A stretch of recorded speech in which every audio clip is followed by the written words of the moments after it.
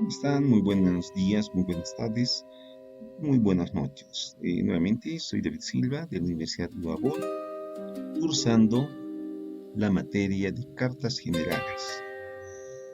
Quería compartir en esta ocasión algo muy interesante.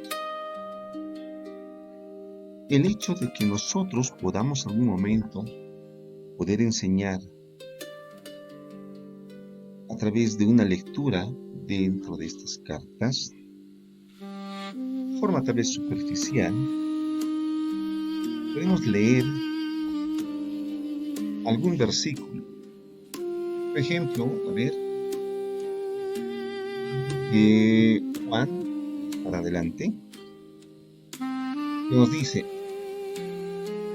Amados, por la gran solicitud que tenía de escribiros acerca de nuestra comunión, me ha sido necesario escribiros exhortándoos que contendéis ardientemente por la fe que ha sido una vez dada a los santos, por algunos hombres que han entrado encubiertos, los que desde antes habían sido destinados.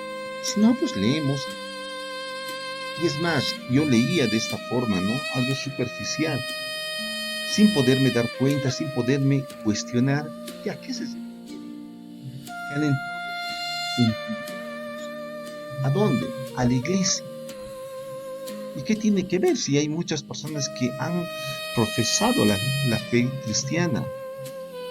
Obviamente han sido los primeros judíos, pero han empezado a ingresar a las iglesias. Este tipo de personas encubiertas. ¿Qué podemos decir al respecto? Estas personas, y como todas de, de este lugar del Asia Central, ¿sí? Estaban influenciados bajo una filosofía greco-romana, donde todas las personas, ya sean judías, tenían una influencia filosófica. ¿Qué tipo de influencia filosófica? Nos preguntaremos, ¿no? Estamos hablando del estoicismo, del platonismo, la parte apocalíptica y otros tipos de filosofías. Había una serie de, de pensamientos que circulaban en el siglo I. Hablamos de Jerusalén, hablamos de toda esa parte llamada la parte de Palestina. Hablamos de todo eso. Y las iglesias no estaban exentas de este tipo de pensamientos. A eso se refiere.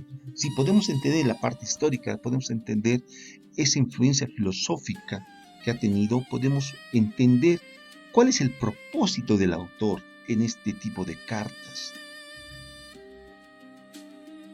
Para mí, en lo personal, me ha servido bastante poder investigar qué dice el autor respecto a lo que está escribiendo, qué es lo que nos quiere transmitir hasta este momento. Si hablamos de un estoicismo, que es básicamente una filosofía griega, que ha influenciado de una forma de poder pensar, donde el dominio psicológico personal hacía que la persona solamente dependiera de uno, de una sola, el autosuficientismo, podríamos decirlo. Ahí es donde entran las cartas. Ahí es donde entran las cartas. Con este concepto es que nosotros deberíamos y debemos leer nuevamente la Biblia, cada uno de sus cartas. Si hablamos del estoicismo, hablamos tranquilamente de lo que es el libro de Santiago y Primera Pedro, donde hace una pelea férrea frente a este tipo de pensamiento estoicismo que quiere ingresar. Pero no solamente eso, hablamos del platonismo, donde se tiene una idea del bien y del mal, donde el mal es nuestro cuerpo y la parte espiritual es lo bueno. Es donde se bifurca hasta la deidad de nuestro Señor Jesucristo, donde lo consideran que no ha admitido el cuerpo espiritual. el cuerpo material, solamente la parte espiritual, no era la parte material como humano. Empiezan a surgir herejías dentro de la iglesia bajo ese concepto. Los esenios tenían mucho que ver también, el pensamiento en donde lo presente y lo porvenir era la parte más importante de un pensamiento judío basados en los proverbios de Eclesiastés. Pero todo esto, lo que es esta filosofía, se centra a poder defender cada una de las cartas ciertos puntos principales dentro de una teología sistemática. Poder entender esto facilita bastante qué es lo que el autor nos quiere mostrar, qué es lo que el autor nos quiere enseñar. Si hablamos del libro de Hebreos, hablamos de cristología, donde hace una férrea defensa a la deidad de nuestro Señor Jesucristo, frente a ese pensamiento filosófico que existía. Pero si hablamos de lo que es Santiago, vemos una soteriología práctica, que es bastante importante dentro del libro de Santiago, ni qué decir Pedro, que habla de la eclesiología, donde habla de qué tiene que hacer la iglesia. Tiene una teología de esperanza viva dentro de lo que son estas cartas.